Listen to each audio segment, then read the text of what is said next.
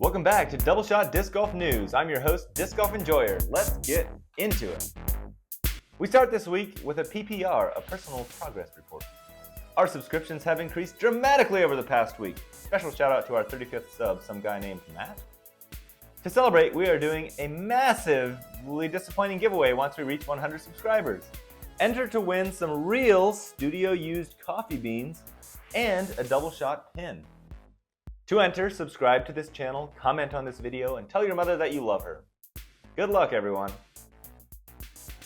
Here at DSDGN, we pride ourselves in being a forward-thinking, cutting-edge source for news. That's why this past week I set out on a journey of investigative journalism. So, after consulting a source close to the situation, I can report that Isaac Robinson, the two-time world champion, likes hot pink more than any other color in the whole wide world. Wow, this could have huge implications for his play this season. Stay tuned for more hard-hitting news that you can only find here on DSDGN. And now I'm gonna toss it over to my colleague, multiple-time disc golfer, for some more news. MT? Thanks, Enjoyer. First, let's go to our segment, To Spons or Not to Spons.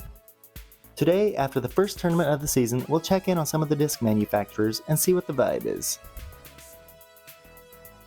Discraft, with their elite team fully staffed, probably laughed as they signed autographs, and their top 4 players took like half of the whole pot of cash. Dynamic is feeling sick and a little bit ticked, with Rick looking slick with the new discs he picked.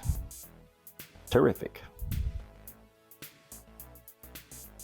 Meanwhile, the Lone Star of Lone Star gets 1 star so far, as he was not there. And that's it for today's segment of To Spons or Not to Spons. Hopefully you learned something.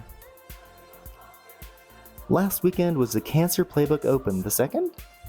This was the first event on the brand new Go Throw Tour. Go Throw? More like go? No! You'll have to wait another day because this tournament doesn't actually start until Saturday. Hey, all I can do is read whatever the writers put on the teleprompter. What? What do you mean I have to lean into the jokes more? Anyways.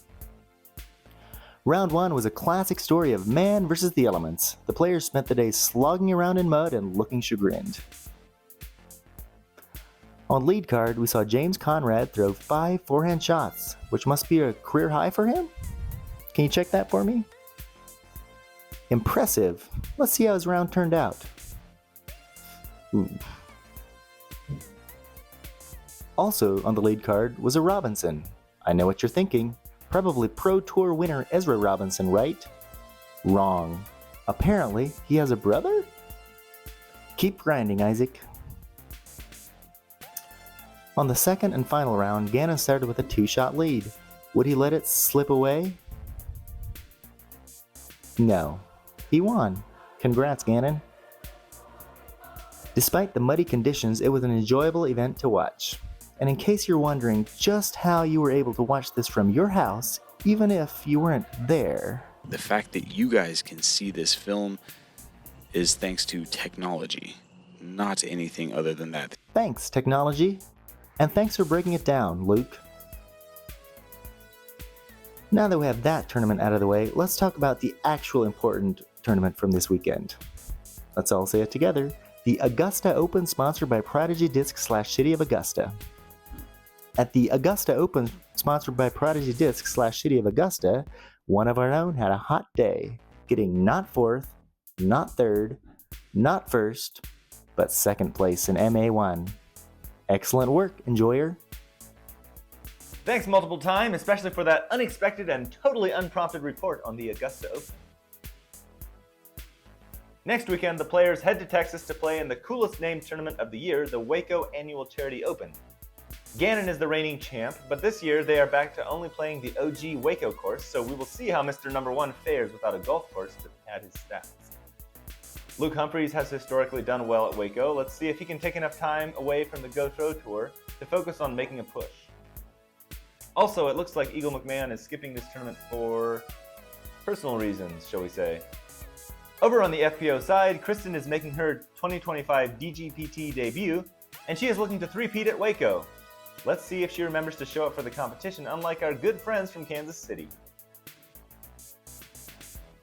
And now for a few tap-ins. Ezra Robinson continued to bask in the glow of his first Pro Tour win, and he celebrated, as is custom, by being asked the exact same questions by every single podcast that had him on. Reddit critics continue to hate on Brodie Smith for being negative about disc golf and for not playing on the Pro Tour, as they sit in their mom's basement being negative about disc golf and not playing on the Pro Tour.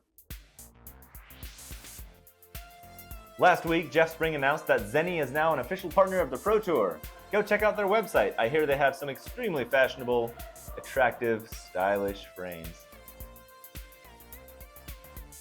Brian Earhart has once again started up his podcast, The Flight Diaries.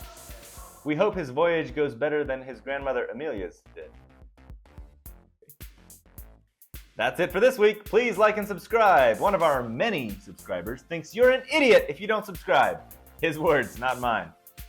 For Double Shot Disc Golf, this is Disc Golf Enjoyer signing off. Keep golfing those discs.